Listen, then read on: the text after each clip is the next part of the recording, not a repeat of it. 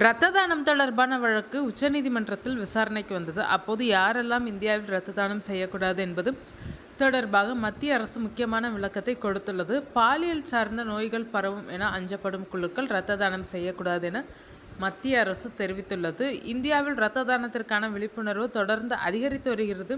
யாரோ ஒருவரது உயிரை காப்பாற்ற முடியும் என்பதால் மக்களும் கூட இப்போது எல்லாம் இரத்த தானம் செய்தே வருகிறார்கள். இதற்கிடையே யாரெல்லாம் இரத்த தானம் செய்யலாம், யார் செய்யக்கூடாது என்பது தொடர்பாக மத்திய அரசு உச்சநீதிமன்றத்தில் சில முக்கிய கருத்துக்களை தெரிவித்துள்ளது. தேசிய இரத்த மாற்று கவுன்சில் மற்றும் தேசிய எய்ட்ஸ் கட்டுப்பாட்டு அமைப்பு வெளியிட்ட இரத்த தானம் செய்பவர்களை தேர்ந்தெடுப்பதற்கான மற்றும் பரிந்துரைப்பதற்கான வழிகாட்டுதல்கள் 2017 எதிர்த்து இந்த வழக்கு தொடரப்பட்டுள்ளது. இந்த வழக்கில் தலைமை நீதிபதி சூரியகாந்த் தலைமையிலான அமர்வு விசாரித்தது. இந்த வழக்கு விசாரணைக்கு வந்தபோதுதான் மத்திய அரசு முக்கிய தகவல்களை முன்வைத்தது. அதாவது, திருநங்கைகள், ஆண்களுடன் பாலுறவு கொள்ளும் ஆண்கள் மற்றும் பெண் பாலியல் தொழிலாளர்கள் ஆகியோர் இரத்த தானம் செய்ய முடியாது. பாலியல் தொற்று ஏற்படும் அதிக ஆபத்துள்ள நபர்கள் இரத்த தானம் செய்வதை தடை செய்வது இதன் நோக்கமாகும்.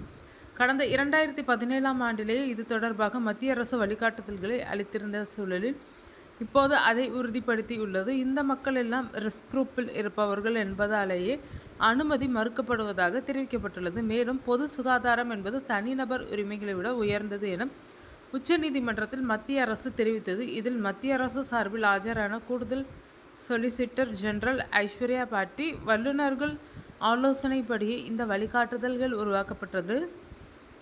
பொது நலனை கருத்தில் கொண்டு இந்த விதிகள் வகுத்துள்ளோம். மேலும் இந்த வழிகாட்டுதல்களை நீர்த்து போக செய்தால் அது உயிர்களுக்கு ஆபத்து விளைவிக்கலாம் என்றார்.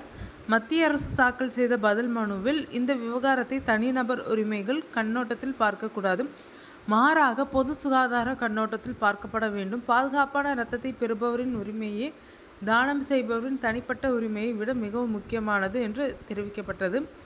அப்போது மனுதாரர்கள் தரப்பில் ஆஜரான மூத்த வழக்கறிஞர் ஜெயனா கோத்தாரி, பாலினம் அல்லது பாலியல் அடையாளத்தின் அடிப்படையில் மக்களை பாகுபாடுபடுத்துவது தவறு. இப்படி ஒட்டுமொத்தமாக அனைவருக்கும் தடை விதிப்பதற்கு பதிலாக HIV, ஹெப்படைட்டிஸ் B மற்றும் ஹெப்படைட்டிஸ் C போன்ற வைரஸ்களின் மரபணு பொருட்களை கண்டறியும் நியூக்ளிக் ஆசிட் டெஸ்டிங் மேற்கொள்ளலாம். இது சிறந்த பாதுகாப்பை வழங்கும்.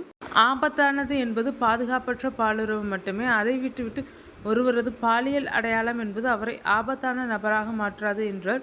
இருப்பினும் நீதிமன்றம் இதில் தலையிட தயக்கம் காட்டியது. நாட்டில் ஏழை மக்கள் பல கோடி பேர் இலவச இரத்த மாற்று வசதிகளை பெற அரசு மருத்துவமனைகளை சார்ந்திருக்கிறார்கள். அவர்களால் தனியார் மருத்துவமனைகளுக்கு செல்ல முடியாது. அப்படி இருக்கும்போது அவர்களுக்கு 1% கூட நோய் ஏற்படும் ஆபத்து இருக்கக்கூடாது என தெரிவித்தனர். மேலும் இந்த வழக்கை விரிவாக பின்னர் விசாரிப்பதாக நீதிமன்றம் ஒப்புக்கொண்டது.